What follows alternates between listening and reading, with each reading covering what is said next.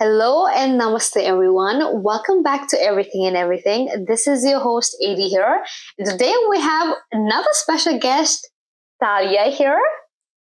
So Talia and me, we're going to talk about a lot of things today since it's Everything and Everything. We are going to first, because you're from Germany and I'm from Nepal, first I would really love to introduce you, give you a brief of how Nepal is. Yes, please. So Nepal is, first of all, it's beauty. Okay, I have to highlight that. It really is like heaven on earth. I will not say that I've traveled to many places, but the ones that I have, also they have, every country has a unique beauty. I completely agree with that. But Nepal is like beautiful. It really is beautiful. And Nepalese are one of the friendliest and one of the humblest people that you are gonna find, because we also, for me personally, I always believe that I always have to have my feet on the ground. No matter where I go in life, no matter where I don't go in life, I still have to have my feet on the ground. And we're really humble and we're really friendly and polite. Nepal has a lot of ethnicity and lots of communities, lots of caste, which I do not approve of, the caste system, but we have a lot of things. And according to our ethnicity, we have different cultures and different languages. So it's everything in one. And it's a small country between two large countries, India and China. Mm-hmm. So we are also influenced by a lot of cultures from their side. But overall, it's beautiful. And growing up in Nepal is also, when I grew up like on top of a hill, because I am from Kathmandu and it's a hilly region. And you're surrounded by trees, by nature, by waterfalls, and it was beautiful when I grew up, because I used to play a lot of games, because we have like empty fields. We used to play crickets, and we used to play hide and seek. Favorite game of mine. It's so fun to play when you're old.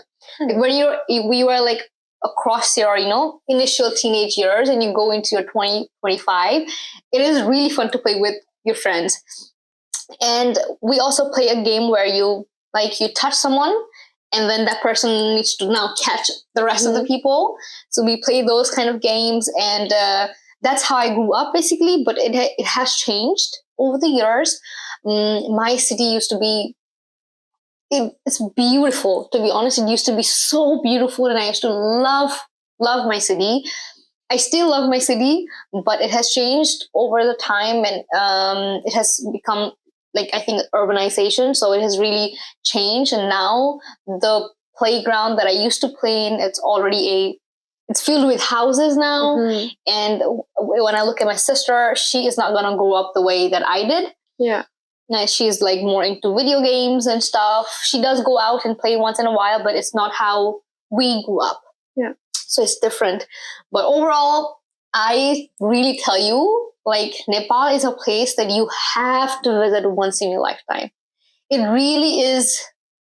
It's beautiful, especially when you talk about the northern sites, like Upper Mustang and regions where you have lots of mountains. It's out of like a postcard.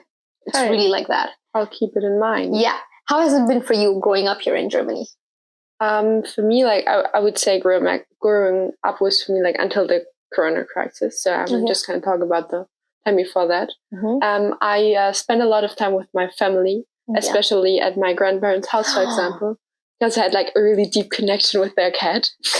I thought you were going to say your grandparents with the cat. Okay. Yeah, I have my grandparents too, especially my grandmother. But they had this one cat I really dearly love, and I especially when I was with friends or something, played a lot of with figures, with little figures or so on, and we kind of created some storylines that doubled themselves really often. But that was what I did all the time. I spend a lot of time outside as well. Mostly when I was in school, we played a lot of running games as well, as you said before. So that was it for me. I think with the Corona crisis, that all changed a lot. And afterwards, it got everything got really serious. And I think especially mentally, a lot of things changed, and especially regarding mental health, in my friend group, there was like this really big switch. Yeah. Really? Like, have you had some of the mental health issues since a child or something? Yeah. Like for me, it was like around the age of 11 that I had problems with anxiety, and even a diagnosed anxiety disorder, some symptoms of depression as well, and yeah, things like this. And how was it for you regarding mental health?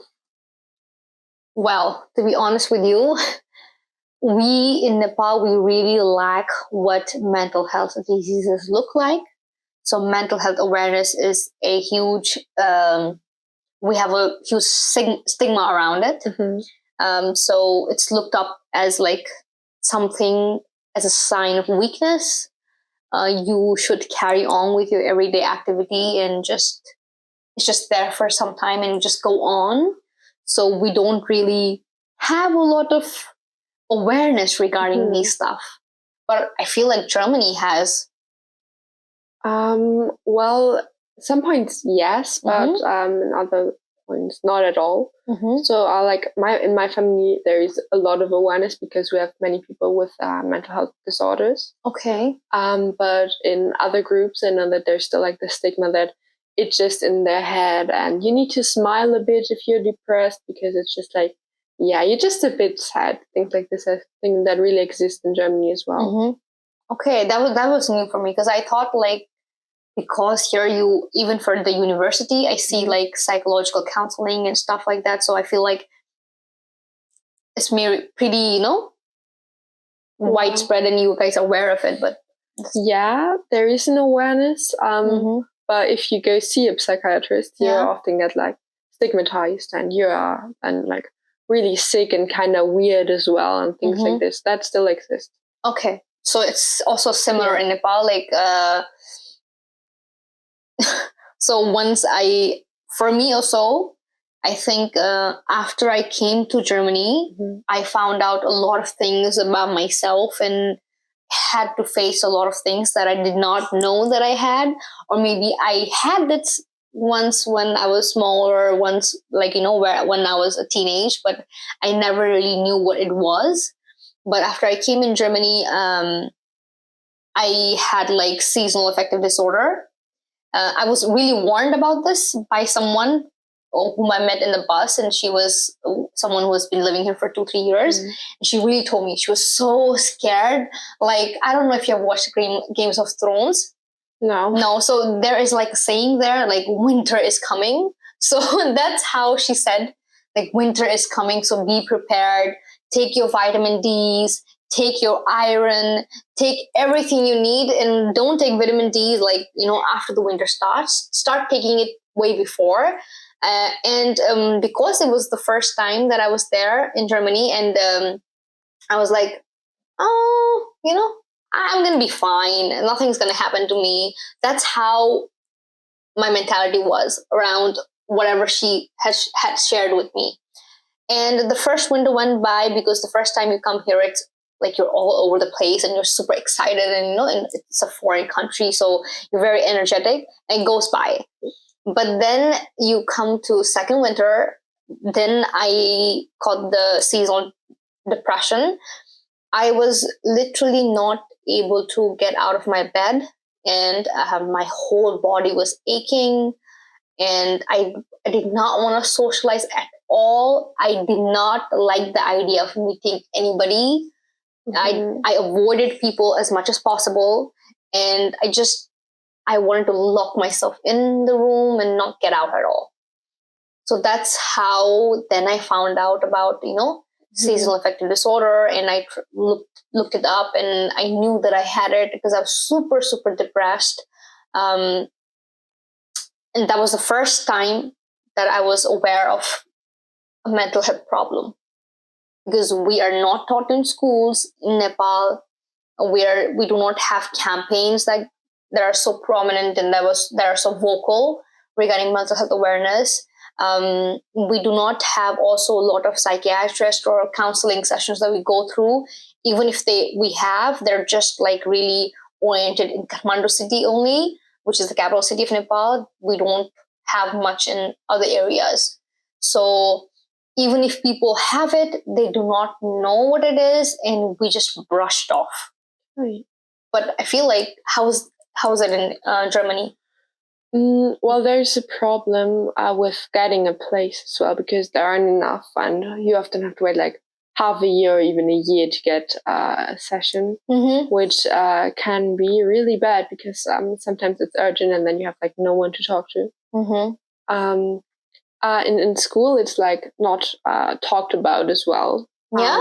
If someone has like mental health problems in your class and need to go to like a clinic or something, it's like not spoken about. They're just a bit sick, and like it's getting ignored. And the only time there was like someone talking about mental health for me was like in my 9th grade, and there was a workshop about mental health, but it was as well just like on a weekend, and you could like voluntarily decide to go there or not go there. So in like the real school and like in the whole group, not at all.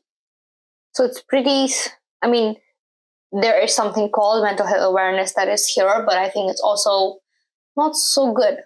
Yeah, I think so too. There are a lot of stereotypes. Yeah. Even for in Nepal also, there is a stereotype. So the first time like I expressed to myself that I am depressed, a lot of people told me like, you have food to eat, you have clothes to wear, you have a place to stay, why are you depressed? So those are actually just the basic needs that we have. That does not really connect with depression at all. I mean, maybe some things does, like suppose you are unemployed, and we have a huge unemployment in Nepal. So people go through depressions, but they don't have any idea. They just think like they're sad because they're unemployed, and they're sad because of income. And I think the more I learn, I think when you do not have basic needs fulfilled, one might likely be depressed. One might likely be like suffering from long-term depression, long-term sadness, which is also a mental health disorder, but they don't really know that they're going through this, and they don't really have any idea about it. Well, I think that's really interesting, because like this employment issues in Germany, like you get a job super easily because there aren't enough people who work. I think that's kind of they should the exact other way around. That's interesting. But what are some other sources or like origins that you find can lead to mental health disorder? I think traumas, definitely. Traumas are something that will lead to mental health disorder. Definitely. Also, for me, school bullying. That also really stays in your brain for a longer period of time. And I have suffered a little bit from it. So I think that can also, or family equation, relation, friendships can lead to depression when you like a friendship breaks up or something. So what about here? So first of all, yes, definitely traumas, but there's a lot of people without trauma that have mental health disorders. But I think that's I think everyone knows that. And I think that a huge issue is as well like the body image. And I don't know how it's in Nepal, but in Germany, and there's like always this you can't really be right, because there's always something that isn't right, and the body is supposed to look like a certain way. But the certain way is on the other hand not really defined, and there's like not a way to really look that way. And if someone is looking that way in some way, they're still probably not 100% happy, because there's still some people that are like, oh yeah, that's something that's wrong with you. And like all the time you have like this saying, you'll never be good enough. I think that's a huge problem here. I think for women, for females, especially, like body image has been an issue. And I honestly, I also really personally blame the beauty industry and the standards that are being set here. I genuinely do, because funny story. When I was in Croatia and I was also traveling with my dad, he had come to visit for some work and I was traveling with him. We saw a bunch of very young girls. They were probably like 14, 15 or 16, 17. One of them had like the bandage you have after you do a nose job. Oh, okay. And one of them had like fillers in. They were probably around maybe 18, okay? But they looked pretty young to me. And my dad was like really surprised, and he was like asking me, okay, like what are they doing? You know? And that he was asking me that, and then I was like, oh, they have done something. Okay. You know, I don't know what it is. I feel like they have done nose jobs, but that's what I told him. Okay, like maybe they have done nose jobs or something, and he was like, "They're so beautiful. Why do they need to do it?" You know, I completely agree with him. It's not at all an old mentality, because that's what a lot of people say, like, you know, oh, elder people think it's not necessary and stuff like that.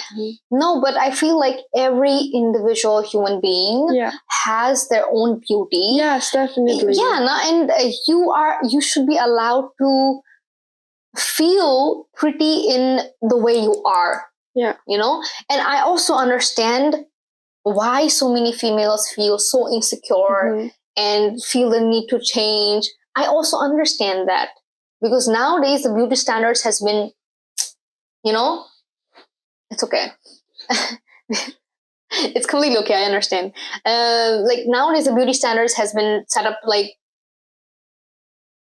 so unnecessary. I don't know. It's so stupid. You have to like have an 8 hourglass figure and things like that. And so not true. It's not for everybody. And it's not even a healthy body image that gets like, it's very glamorized. True. Yeah. I do encourage people to work out, stay healthy, eat good food.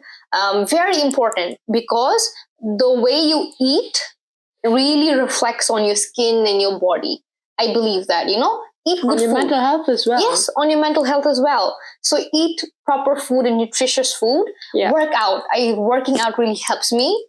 Either I sometimes go for a gym, Pilates, you know, yoga. It really helps me, just calms me down. Yeah. That helps. Totally. Yeah. But there is like this problem that it just gets used to like change the way your body looks, but it can like help you have like another state of mind and like feel better about yourself without you losing like something or like gaining something. And I think the most important thing is like moving your body so your body feels like yourself. Yes, that's what I feel is important. But I think, as you said, a lot of these things also cause a lot of mental health disorders. I really believe that as well.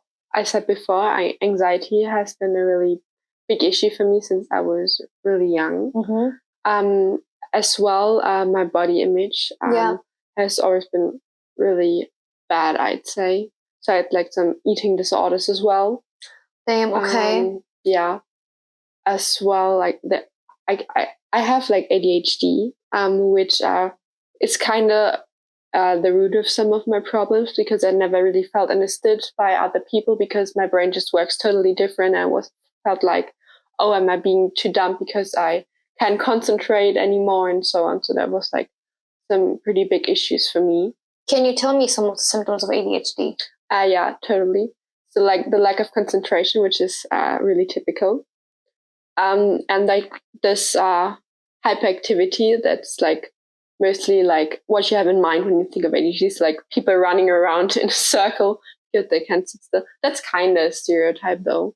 There are some people who might experience it that way, which doesn't mean that it's bad if they experience it that way.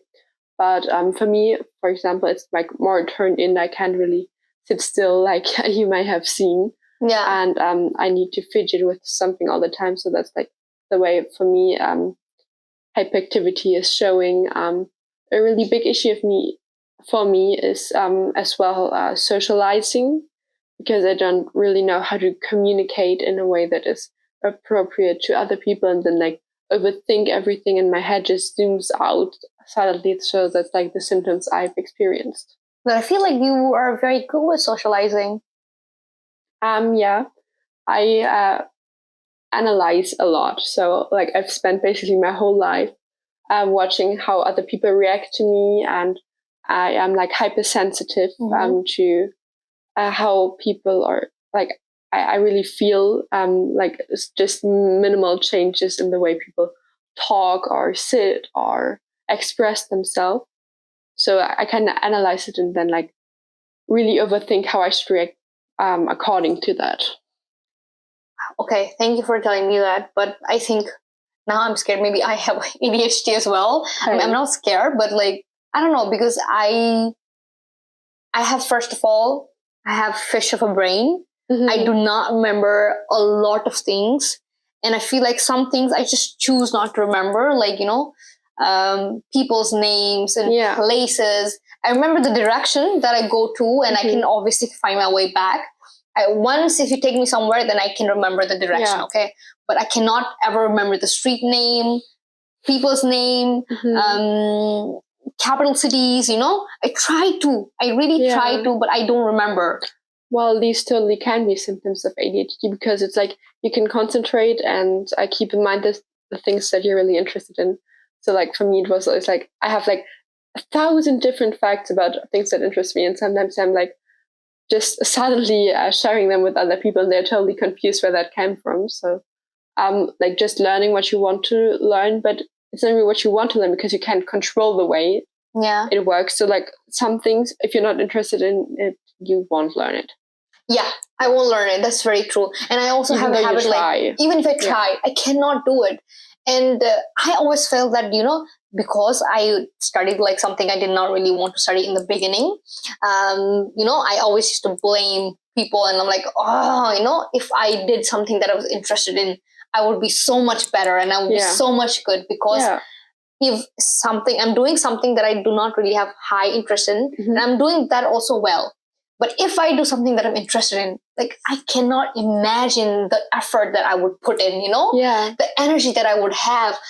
And like you said, I also move around a lot. I have to do a lot of things. And my brain is always thinking about, suppose I'm working, then I'm like, I have to do this. And then you forget it. Yes. Right? And you like start a thing, and then you remember, I need to do that, and you like stop in the middle of it. It's like you're doing dishes, but then you remember, I forgot to do that, and then you stop doing dishes and walk into the bathroom. Then you forget what you want to do in the bathroom. Walk back, but not to the dishes, but to the living room and do something entirely else. Oh my God. Yeah, that's like I told you in the morning as well, like so many times that I have to text my friend, and I was keep on forgetting it. So that's how I am. And I also, it's a bad habit, but I zoom out when people are talking. Yeah. Can be ADHD is pretty typical. Oh my God, maybe I do have ADHD. You need to talk with like a person who can really diagnose it. And it's as well like the symptoms need to be there since like childhood or youth to get this diagnosis, because that's when the symptoms firstly show, because it's not a sickness. That's really, really important. Yeah. ADHD is nothing bad. It's just a different way of working. Yeah. That's really important to keep in mind. And it's just like your brain just works differently. The informations are transmitted differently and like more slowly. So mostly like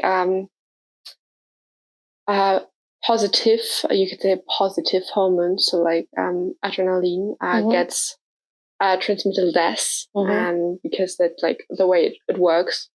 And that's kind of why you don't concentrate on everything, because if you don't find like a bit of interest in it, then you don't have the energy to do it, because your brain isn't satisfied. Yeah. And I also have this, like, I'm super energetic as a person. I'm super energetic, and I do like a lot of things. And after 6 o'clock in the evening, I have to I have to have my breakfast, like I have to have my dinner, I have to have my dinner, and I have to rest now, because now my energy is super down, because I've used like everything since the morning, and I've finished, like I'm drained out now. So that's how I am. And talking about energy, so as I told you, in Nepal, we really do not know about a lot about mental health. Okay, we don't have mental health awareness campaigns that been going on. They have certain things, because I know a friend who's been trying to promote mental health and create mental health awareness. I know, but it's still not, far reached out. Yeah. And after I came to Germany, I once saw a dog outside when I was going to a class, and I could not suddenly breathe. Okay, because I used to have a dog back home, and the dog is very close to my heart and always will be. I still not have moved on from his death. I think animals can be like people in that way. You just don't move on from it because they're not an object, but like a being you really have an emotional bond. Yeah. So I really had a huge emotional bond with my dog, and so my brother sometimes calls and tells me, like, maybe we should get a new dog. And I'm like, no, there's not ever a dog coming in that house again. I'm like and even my parents don't want it, and even I don't want it, because right now it's not been even a year, and I don't think even after 2-3 years or 4 years I will be able to have a dog. And I have personally made a decision that I'm not going to keep any dog from now on, because I've not dealt with this issue. And during that time, he was still alive, and I was really missing my dog, but it did not occur to me that I was missing so much, So I was walking to my class, and I just saw this dog, and all of a sudden, it was so hard for me to breathe. Like, okay. And I really had to like press my chest, and like, it was super hard for me to breathe, and I feel like there's no air even though I was outside. And it was like I just really, really needed to press my chest. And I went to the class because it was like an attendance course, and right after I went, I was like, I opened the window and I was like, outside. I was trying to take in as much air as I can, and I attended like half of the class. And when I was coming back, I was already on tears. Okay, I was crying, and I didn't even know why I was crying and why it was difficult for me to breathe. And I had no idea. Talia. And I came back home and I called all my friends who were living in the flat, and I was like, it's hard for me to breathe. What should I do? I don't know. I was crying and I was trying to breathe, and they were like trying to help me, like for me to calm down. I was also very worried what was happening with me. And it continued till like an hour. I had it till an hour, and I was like, maybe I should go to the doctor now, because this has never happened to me. I did not know what it was at all. And I was like, maybe I should go see a doctor. And they're like, okay, we can go see a doctor. Just like try to be calm for some time, and then we can go see a doctor, And like, yeah, okay. And then I tried to be calm, and, after a while it got calmer and I could breathe properly. But I was super tired after that. My body was aching, and I just needed to lie down and zoom out. So after that, I looked it up myself, and then I found out that was a panic attack that I had, which I never knew. And I've not had it since then, but I'm too scared now. So whenever I see a dog, I just like try to ignore as much as possible, or I just like look at it and smile, and I feel like it's so beautiful, and then I do not think about my dog. Just I have to block that out. Otherwise, I just cry. It does not even take me a second to cry if I think about my dog. I just happen to cry. But I never knew this. And maybe so many people back home are suffering, and they have no idea. Because even if you say to your parents that you want to go to a doctor or you want to go to a psychiatrist, there's like a stigma around it, like, only this happens for weak people, or like it's a mental health issue. It's a big deal that you're suffering from something mental, it's really either brushed off. Okay, it's just like not cared for at all. Or if you say that you have something and you keep on repeating it to your parents, because if you say it once, then they won't believe you. Okay, they will just brush it off. If you say it like 4 or 5 times, then maybe they're like, okay, let's go see a psychiatrist, but they don't have that concept at all. And they're like, oh, she's suffering from something mental, and they are concerned, but even they do not know what it is, to be honest. Okay. Well, I feel like having a proper support system while dealing with mental health is really important. And I think it's really good that you like talk with the friends while having this panic attack. And I think that especially like family members or friends can be a good support system. But if it is really a big issue, then you need to see like a professional person. Because obviously the family or the friend cannot play the role. Yes, definitely. That would like sicken the relationship. Yeah, they cannot. It's true. But again, we have really less psychiatrists to go and see. And so that's hard. Even in Germany, you have to, like, I get really sick of the health system here, I'm telling you, okay? Even for to get a psychologist appointment or psychiatrist appointment, you have to wait for a long time. Yes. And that does not really help you at all. No. That's true. That's an issue. Yeah. The last time I needed to wait half a year, and I just got this appointment because before that I talked to like a person in my school that then called this person so that I get a place at all. So it's super, super hard to get an appointment. There are some private psychiatrists, but then like one session costs over €100. And so you basically can't afford it. So you need to have it like over the healthcare system with like a lot of bureaucratic work to get a session as well at all. So that's true. You need to see 3 doctors before, like you need to see the doctor. Then you can maybe have like an appointment in like half a year, and then you go there for like 5 times, and then you need to have a formula filled by that person and by your original doctor as well. Then it gets controlled by like authorities, and then you can go get your therapy. So that's kind of how it works. Damn. Yeah. Okay. It's not super good at all. No. Here in university, they have a PSB building, a psychological counseling building. I don't know the German exact word for it. So you can get an appointment there, but also you have to wait for a bit longer because they have a lot of students who want the appointment. Yeah. And I've went there once, and I sat through and expressed what I was going through and feeling through. But after that, I don't know why I stopped, to be honest. I just stopped. I felt like it did not really help me. I don't know why. Maybe if I had continued, then maybe it would have helped me. But I don't know why, because I was dealing with some issues back then and I had to go. But it was good that I was expressing it to this one person, because I've also noticed that when you go through certain things, depression or trauma, you tend to express this with the people around you and a lot. Yeah. So it kind of gets frustrating for them. Yeah. That's something that I've noticed. So it's always better to have a psychologist or psychiatrist so that you can go and, have a counseling session. You can just express whatever you need to this one person so that you don't really talk about these things all the time with the surrounding people.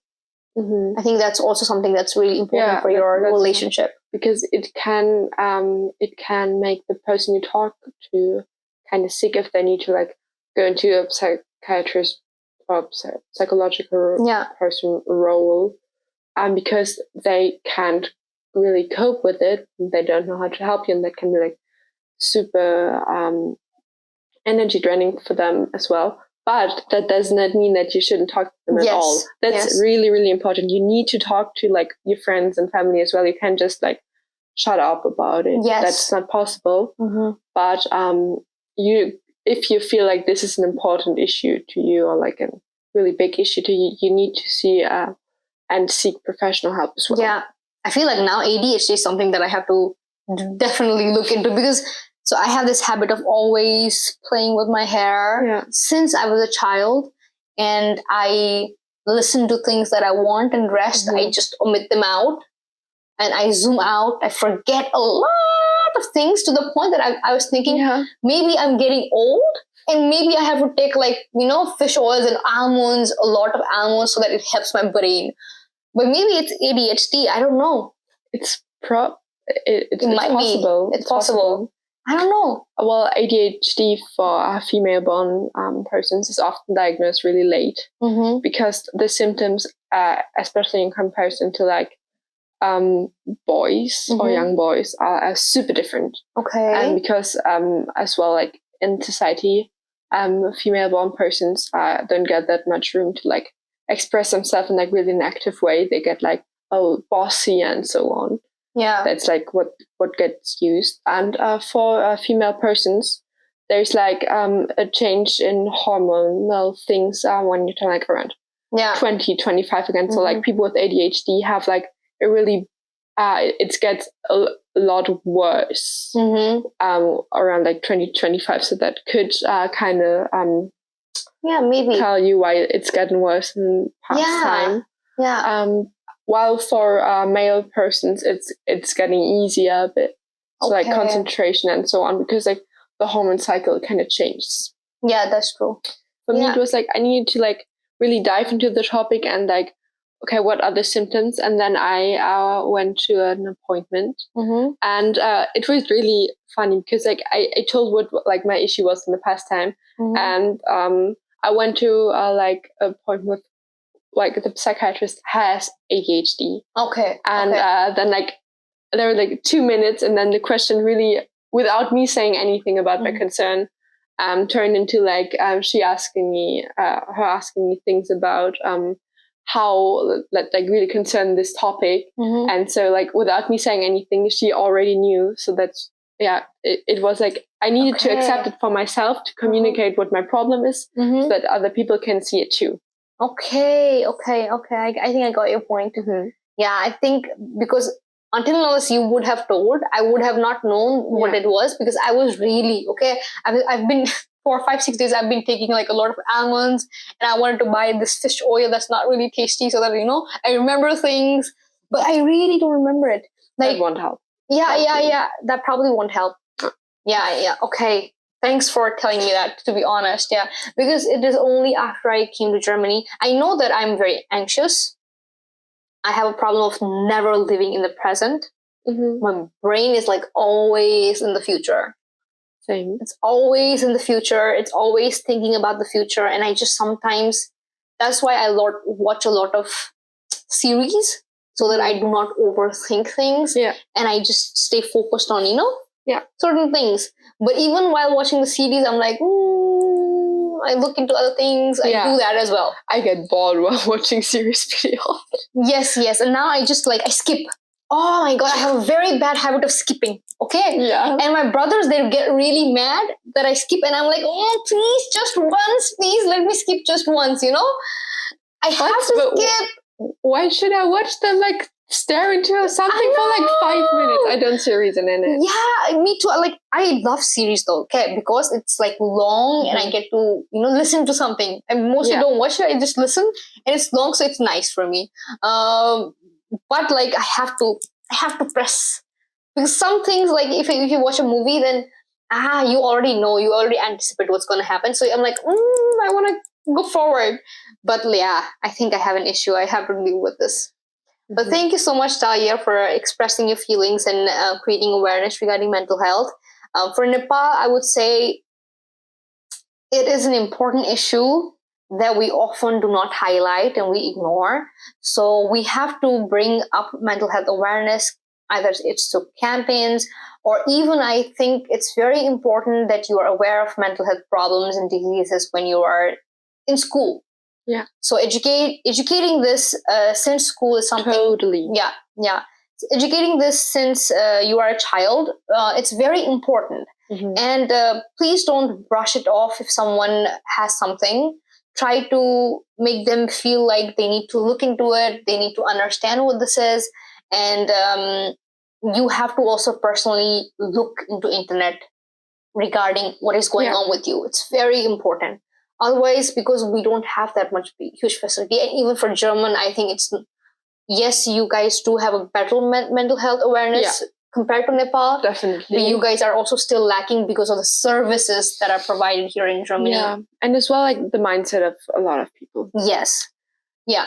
But at least, I cannot vouch for people who have no idea what mental health awareness is, like my grandmas, and they won't even learn it now, But for youths, it's very important that we learn it, Yes. we understand it, and we try to deal with it. Find something that works for you, basically. Yeah, that can heal communities. Yeah. So it's very important. And thank you so much, Talia, for expressing yourself and sharing your experience and your feelings. Thank you so much for this possibility. Yeah, thank you so much. And hope you guys learned something from